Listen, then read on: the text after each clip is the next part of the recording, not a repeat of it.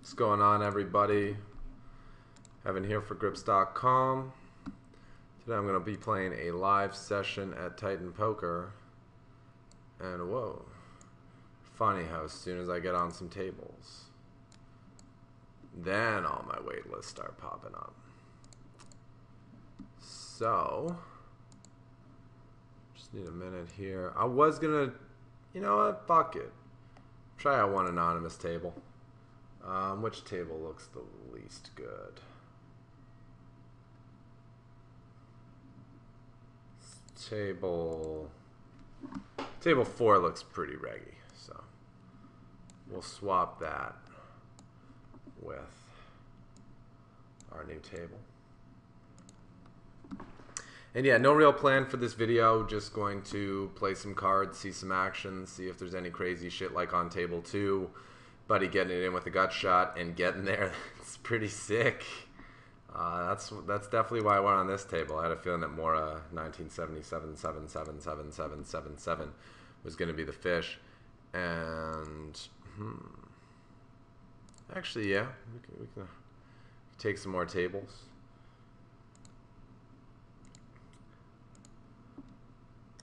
I was getting antsy to hop on the tables, so I just kind of like joined some ones that were like 3-handed, 4-handed, and the real value, if you can, is always going to be on getting on those tables where there's a wait list, because if there's a wait list, there's probably a fish in the game, and if there's a fish in the game, it's a good opportunity for you to make some money.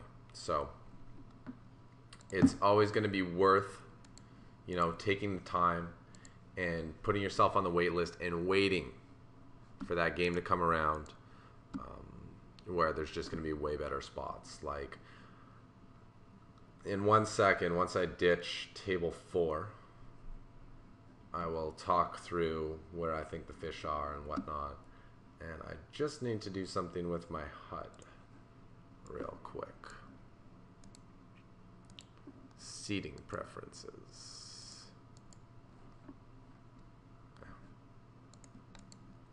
Hopefully that'll work. J-boy, what hattin', brah? Alright, so we're out of there. Okay. Good to go. 6 tables. Perks. Alright. So we got dollar tables, euro tables, no pound tables. First thing we're going to do is try to find the fish, which is what we should always be doing. On table 1, I'm not sure. There may not be a fish. Omar, if you see someone's playing multiple tables, which I did notice about Omar Yal and Kapit, the Russian guy, and Vanillarama and No Out, I've seen them on multiple tables, so that means they're regs. Morkanen is the only guy I'm not sure about, and he is playing 80-60, so that may be our fish. On table 2, everyone actually looks pretty reggy. So I'm going to replace that table with the shallow table, which is going to be very soft, I'm sure. And shallow tables, for some reason, attract more fish than regular tables do, so you're going to find there's more value out there on the shallow tables. Always worth taking a look when we get offered a spot on the way list. Another anonymous one? Nah, we're good with one. Okay. 7-6 suited cutoff gonna pop up. 10-7 suited on the button gonna raise. So on table 2, I know more as a fish, and I think Roches is gonna be a fish too. So we'll be focusing on them. And on this board, definitely gonna see bet.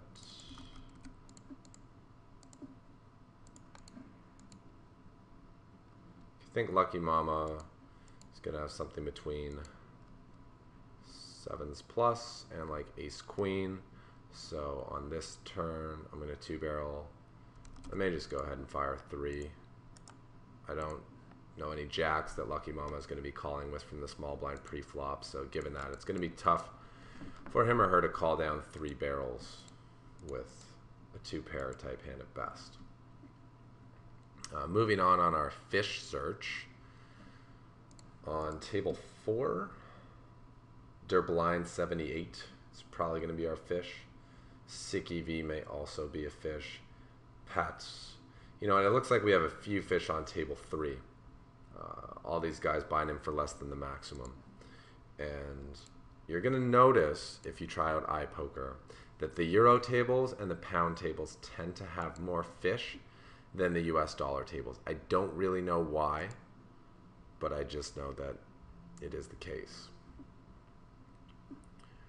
And on table 5, Benny Nat 306 is definitely our mark. And on table 6, we'll just have to wait and find out. It might be everyone.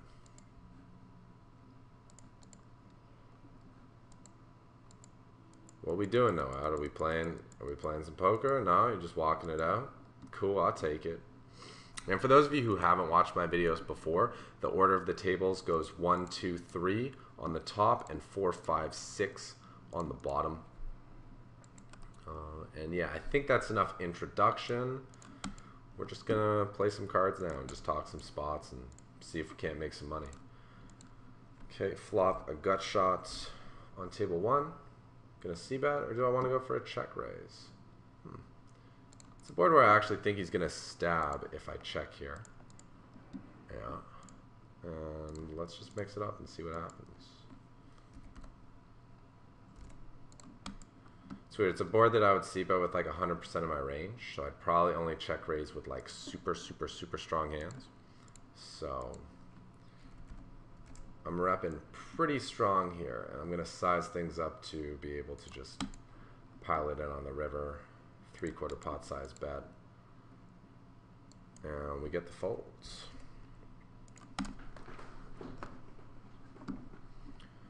If I hadn't turned more equity on the turn, I probably just would have given up with the hand and let him have one.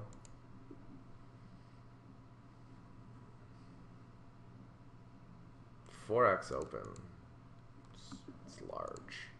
He's probably doing that because most of the players at the table are deep stacked. Most people are playing 200 big blinds deep at this table. Some are even playing 300 big blinds deep. And as the stacks get deeper, you want to be opening for a larger amount. When you're playing 100 big blinds, anything from a min raise to a 3x raise is going to be enough to find you being able to get all in by the river most of the time if you want to. But when you're playing these more deep stack situations, you might have to make adjustments and start going like 4x. I don't know, even 5x. I know in live poker, a lot of people are 5x, 6x, 7x, even 8xing pre-flop. And yeah, it's just so you have a better chance of playing for stacks, which is what you want to do when you have a real hand, and which is what you want to do when you want to, ooh, cooler. Unlucky, bro. Oh no, is that our boy Mora 1977? No, the fish! We lost the fish! Oh man. Anyway, yeah, the other good thing about... Oh nice, he reloaded. Wow, straight flush, table 4. Give that guy the bad beat jackpot. No. Whoa. Other guy probably feels like it's a pretty bad beat. But it's not. Yeah, the other good thing about, you know, raising it big, trying to play for stacks and stuff, is that you really put a lot of pressure on your opponent because you're threatening your stack. We all know that getting stacked sucks. No one wants to get stacked. So if you can put someone in a position where they're going to feel uncomfortable because you are threatening the possibility of them getting stacked, then you're going to find your moves are going to be more effective. And oh wow, I got the HUD lined up in the right place now. Isn't that so much better? You guys were like, when's he going to fix that shit? I got to like look around the table and move everyone over 3 seats to figure it out. Just like, please just move it. Please just move it. I figured it out. Got it moved.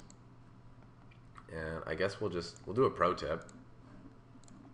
For people who don't know about it, you go HUD options, seating preferences. You just choose what site you're on, and then you just choose which seat you want to be in. And it may take some tinkering, 'cause I don't know what seat 3 means. I just know that when I picked seat 3, I was in the right spot. But you just keep clicking around and trying until you find the right one. So it's a good spot. We got top pair, real good kicker, fish in the pot, super dry board. We're playing for stacks with more if he wants to, but he was oi. He didn't want to battle. Couple big cards, couple low cards, couple backdoor draws. I'm actually just going to check blind versus blind here. He's checking too. Strange. Okay, well, when I turn a king, I have to assume it's good, so I'm going to bet. And against the fish, getting almost 5-1 on my money, I'm taking a flop. Just trying to hit a piece and bust this guy. He seems to be playing pretty reckless, running an 87, 12.5. And obviously, no need to get crazy and try like floating or anything like that. Just against these guys who are loose and bad, you're really just trying to see as many flops as you can cheaply, and then when you hit a nice flop, try to get all the money. That's pretty much it. And it's cool. It appears on this anonymous table that even though we don't know who the players are, like we don't have their screen names, we can still get HUD stats for the session. So if, for everyone who plays at the table, you know, if we play long enough, we can really develop some good reads and figure these guys out. And yeah, sure, you'll have to start with a fresh slate when you join a new table, or when a new player comes, or when you start a new session. But that doesn't mean you can't take advantage during the session. And that's pretty cool, actually, because sometimes stats can be misleading. You know, you got a big sample on someone, so you think you know how they play, and then they get some coaching, or they just try some new stuff, or you know, they decide they're going to switch their style up that day, and the stats you have on them are completely inaccurate and are going to lead you in the wrong direction and are going to lead you to making the wrong decisions. And a lot of times, someone's stats for a particular session are going to be much more important and much more relevant than their total stats from every hand you've ever played with them.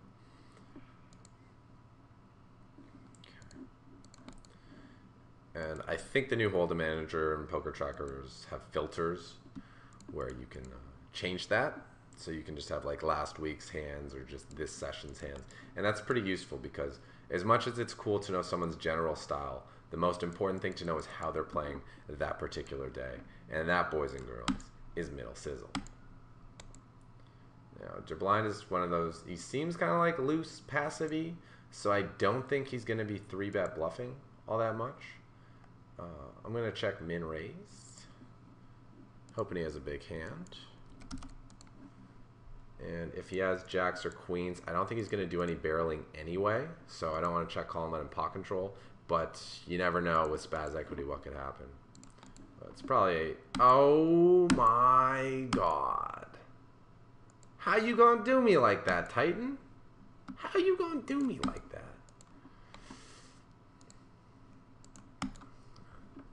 Nothing you can do there. Set over set situations, you are supposed to get stacked. That's just part of the game. If the roles were reversed and I had kings and he had tens, I would be stacking him every time there as well. So when that's the case, if your opponent would have played it the exact same you would have, and you would lose the same amount to them, or you'd win the same off them that they won off you, or you would lose the same that they lost to you, whatever, you're not making a mistake in the game of poker. It's the spots where your opponent would lose more than you would that you're gaining, or where you could extract more value with a particular hand in a particular spot than they would that you're really gaining. And that's when you're winning the game of poker, or battle of wits, whatever you want to call it. That's when you're doing things right. Oh, there's iPops today. Cool.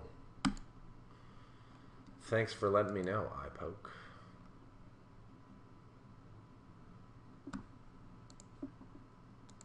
All right, let's see if we can't cooler some kings versus tens. Sevens. Damn, I really wanted to see a flop here. I had a feeling I was going to flop a set, but for that price, just can't do it. Got to do the discipline thing and lay it down.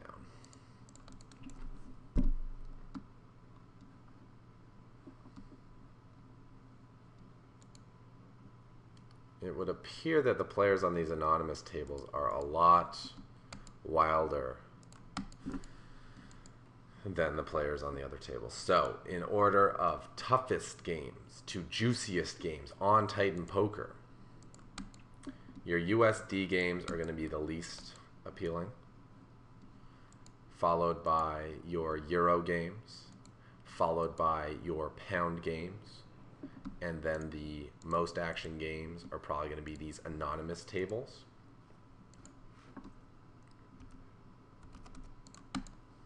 C-bet on the king high dry board on table 4. Going to be betting that with the majority of my range. It's a much better board for me than it is for him, which makes it a good candidate for c-betting. Now in terms of stack depth, because there's so many different types of tables offered on this network, which is really cool because whatever you're into, there's a game for you. And there's a river for my man betting that on table 5. Sorry, Pink Floyd. AK no good. And since that fish of ours is in the big blind, we're going to open a wider range than we normally would from the cutoff, 10-7 suited. We want to play pots with this Chinaman right here, if that's really where he's from. Whether he's Chinese or not, we still want to play with him. And yeah, there are 100 big blind tables. There are 200 big blind tables, which are probably going to attract more, regulars, more tough players because they like to play deep stacked. And then they have these shallow tables where you buy in for 50 big blinds. And those are going to attract a lot more recreational players, a lot more fish, because as stacks get shallower, mistakes are not as big. You don't get punished as much for making a mistake when you're playing shallow stacked as you do when you're playing deep stacked. So it's a little bit of a safer environment for the fishies. Now, the cool thing is, though, even though you buy in for 50 big blinds, you can run it up. And, if a fish doubles up and you double up, you're still playing 100 big blinds deep with the guy, even though you started out by playing 50 big blinds deep. So that, really should draw some interest towards those shallow stack tables. And that, yeah, you're going to have to play 50 big blinds at first, but you should be perfectly able to play 50 big blinds. It's not some big adjustments. And then eventually you might get to play deep stack poker. But the main thing is you get to play at a table with like 3 fish instead of 1 fish, or 4 fish instead of 2 fish, which is always cool. If I had a king, what would I do? I'd probably bet. So I'll just bet what I would bet if I had a king. Bet half pot. There's only a couple straight draws out there and no flush draws, so I don't need to bet that big. And that is what we call being deceptive, being balanced. Betting the same amount with your bluffs that you would with your value type hands. I may stab the river on table 6 if it gets checked through again. Yeah, no one's showing any interest. I'll give it a go. 2 to win 4. It doesn't have to work every time, so okay with that. Damn. Nice catch. Interesting check from Jinglor. Let's try to take this ace-9 to showdown. No need to start barreling here. Okay. Flat or 3-bet. I think against someone this loose, I'm going to 3-bet. Ooh, I would have 3-bet for value, but I realized we're playing a shallow stack table. So I don't need to worry about building the pot as much as I would on a 100 big blind table. And I can just call with this hand. Now on this board, I'm going to go with it. It's also fairly dry, so how do I want to go about getting money in?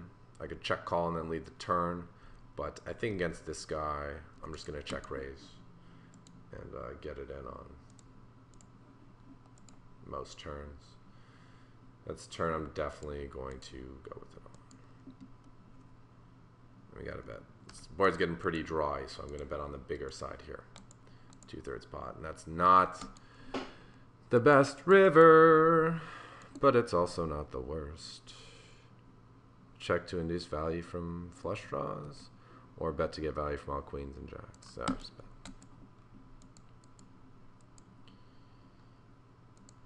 Wug, a lesser hand. Got him. This guy's playing loose. And we got the fish in the blind, so he's going to be opening wider than usual. We got the button. We got a blocker. I'm 3-betting.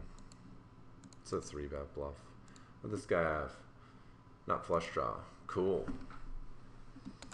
And I think if I checked the river, he would have checked back. So by betting the river, I extracted maximum value from the hand, and I got the extra £7. And you guys see on table 4, I didn't just 3-bet because I felt like it. You know, people see 3-betting light in a video. They're like, oh man, that play's awesome. I'm going to 3-bet light all the time. And it's a good play, but you can't just do it just because you feel like it. It's got to be a good spot. You have to have sound reasoning for making your play. And the more reasons you can find to justify it, the more inclined you should be to take the spot. Sometimes there's going to be no reason to 3-bet light, so you just don't do it. But usually there might be one reason or two, and once you get 2, 3, 4 really compelling arguments, really compelling reasons for 3-betting light, that's when you should go ahead and do it. So we got our fish friend in the small blind. I'm going to go ahead and open ace 10 on table 5.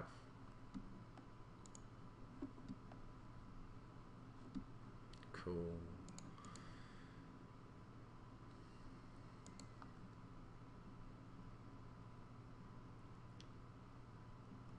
Now, for those of you who are not familiar with Titan Poker, this guy's so loose.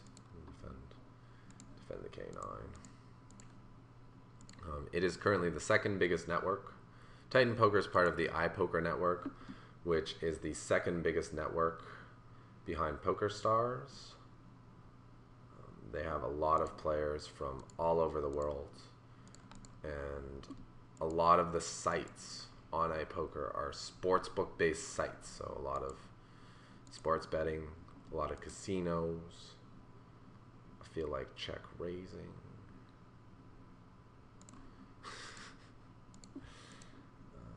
So just there are a lot of recreational players that float through these games, and that means a lot of value to be had. So if you haven't, yes, okay. This is going to replace table 1 in a moment. Oh, now this guy probably won't fold ace high because I didn't bet the flop. Shit. Yeah, we got a fish. WWR 13959. Some more numbers behind it. So far, table 1. I guess the mark is J-Boy, but he's playing like 2-barrel and not 2-barrel. Nah, not feeling it. Table 4. Yeah, the mark seems to be J-Boy, but he's playing 22-9. So even though he's like playing weak tight, that's going to be an extremely tough player to get money from. It's going to be like pulling teeth. I think we'll probably just lose to a 7 or ace high here on table 4, but I don't think he's folding those if I bet the river. So even though I don't think his hand is that strong, that doesn't mean I can just win the pot. Sometimes you just got to accept that they're not folding and you're burning money if you throw money at the pot.